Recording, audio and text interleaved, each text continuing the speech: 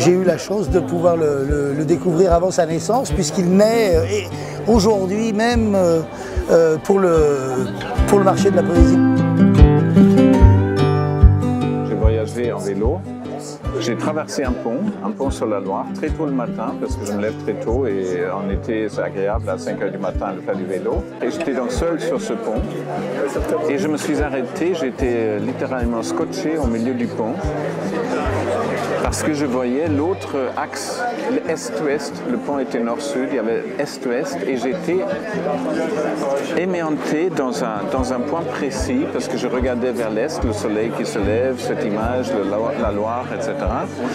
Et je me suis rendu compte plus tard que j'étais dans le croisement de deux axes de temps, qui étaient le temps de la vie, le nord-sud, en fait le temps commercial, le temps tous les jours, et l'autre axe, le temps émotionnel, le temps des possibles, les temps imaginaires, tout ça.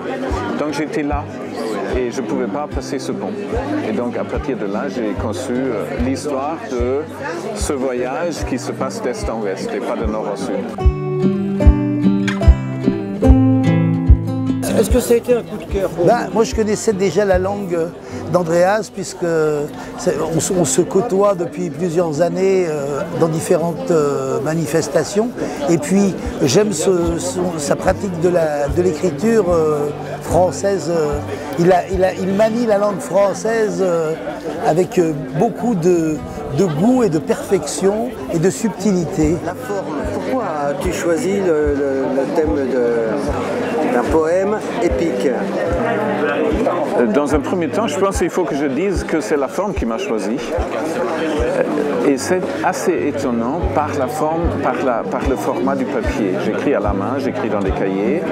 Et aujourd'hui, je dirais, quand c'est une forme rectangulaire, ça devient un roman. Quand c'est carré, ça devient un poème. Ça paraît assez étonnant, mais ça s'est passé comme ça.